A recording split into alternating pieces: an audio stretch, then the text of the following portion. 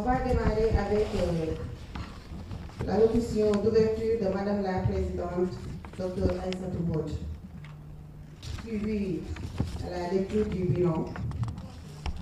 Après, on va aller sur la session interactive avec les journalistes, puis la lecture de la résolution. Merci beaucoup. Madame la Présidente, vous avez la parole.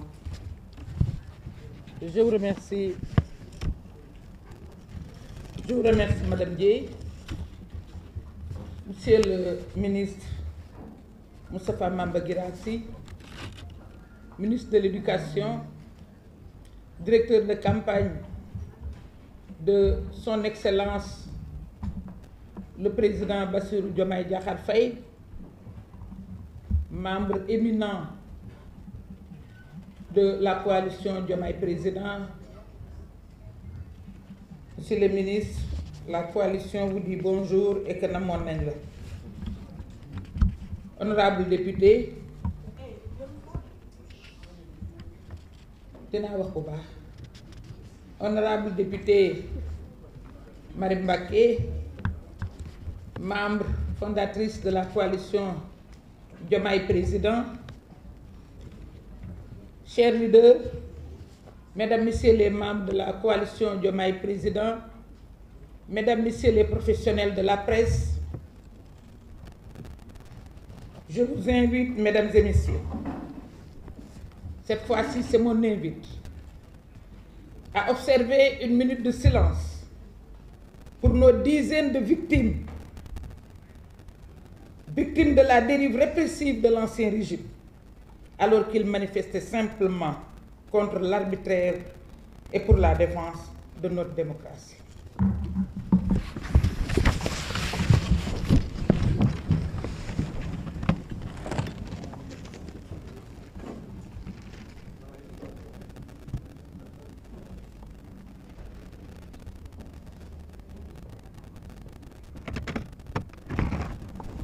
Je vous remercie.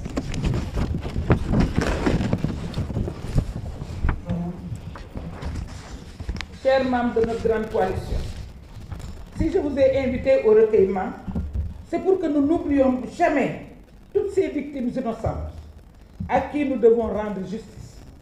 C'est la raison pour laquelle, à la suite du président de PASTEF, les Patriotes, et Premier ministre, M. Ousmane Sonko, nous devons saluer la décision rendue par le Conseil constitutionnel à propos de la loi interprétative de la loi d'amnistie votée en mars 2024. En initiant cette proposition de loi interprétative, la seule et unique préoccupation du groupe parlementaire PASTEF les Patriotes est que les exactions, les actes de torture et de tuerie du régime de Macky Sall ne restent impunis. C'est en cela que la décision du juge constitutionnel nous conforte et nous réconforte, nous, membres de la grande coalition Diomaye Président. En rappelant très clairement dans son considérant 31 que l'assassinat, le meurtre, la torture, les actes de barbarie, les traitements inhumains, cruels ou dégradants sont des crimes imprescriptibles qui ne peuvent être couverts par une loi d'amnistie. Le Conseil constitutionnel répond à notre seule et unique préoccupation.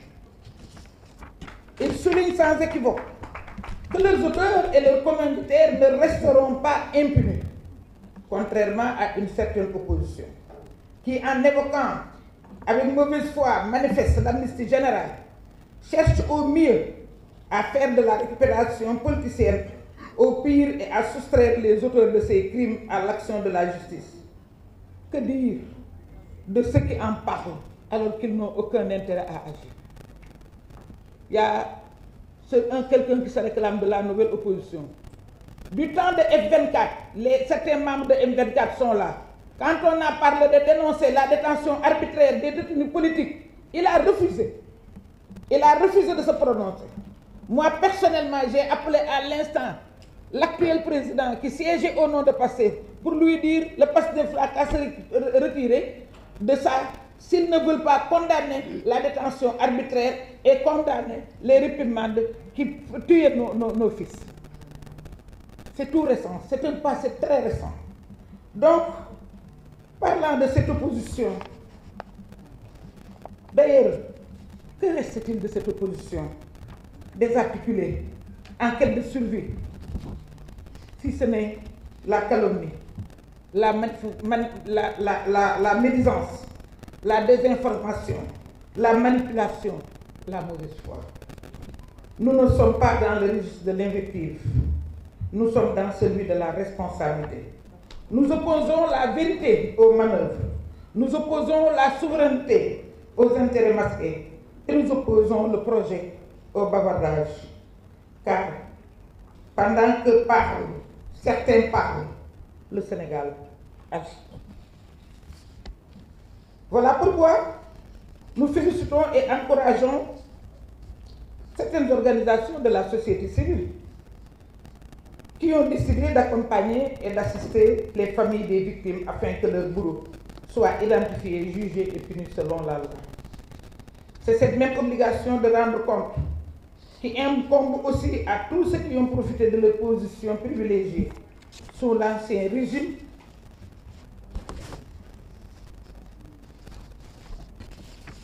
pour détourner nos deniers publics ou les milliards destinés au fonds Force Covid.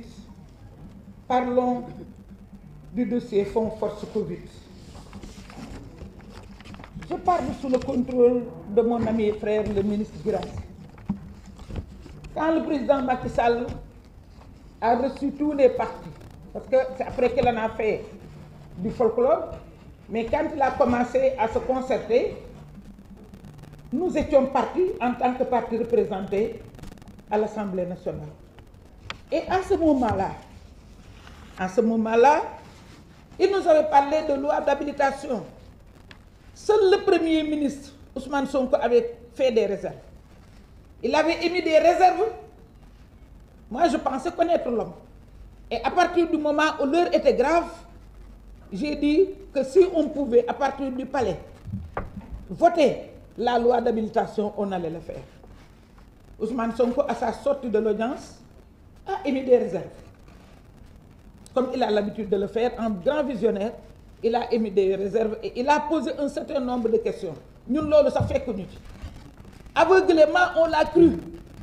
Et on lui a offert sur un plateau d'argent cette loi d'habilitation, monsieur le ministre, à l'Assemblée nationale.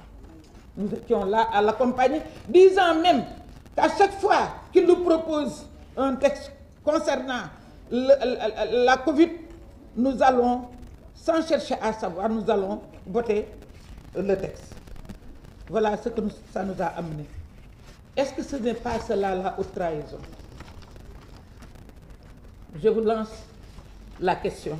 Dites-moi si ce n'est pas là la haute trahison. Il ne s'agit d'aucun acharnement, ni de règlement de compte politique, encore moins de chasse aux sorcières comme certains veulent le faire croire. La procédure les concernant est scrupuleusement respectée.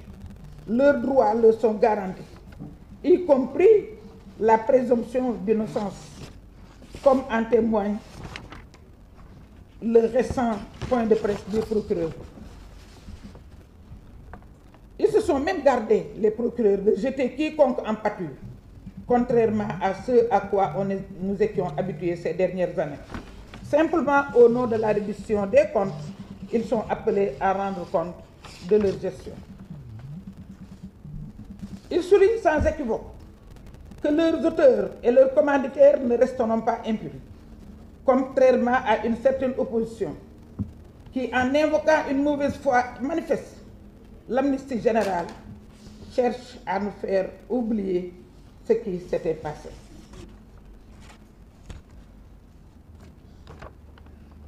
Personne, le président est allé jusqu'à dire que, que le peuple revendique son droit à la justice. Pourtant, il peut donner des instructions, mais il ne l'a pas fait. Donc, on ne peut pas suspecter la main de l'exécutif dans ces dossiers concernant les anciens tenants du pouvoir. Au contraire, c'est la première fois qu'on voit une coalition au pouvoir avouer ouvertement ne pas pouvoir interférer dans le fonctionnement de la justice. sous la pression des populations qui réclament un traitement plus rapide de tous ces dossiers. C'est la preuve la plus éloquente de la rupture dans notre système judiciaire. Par ailleurs, l'ancien président qui a permis toutes ces forfaitures n'a qu'à répondre de ses actes. Et nous sommes très à l'aise pour le dire et honorable, vous encourager.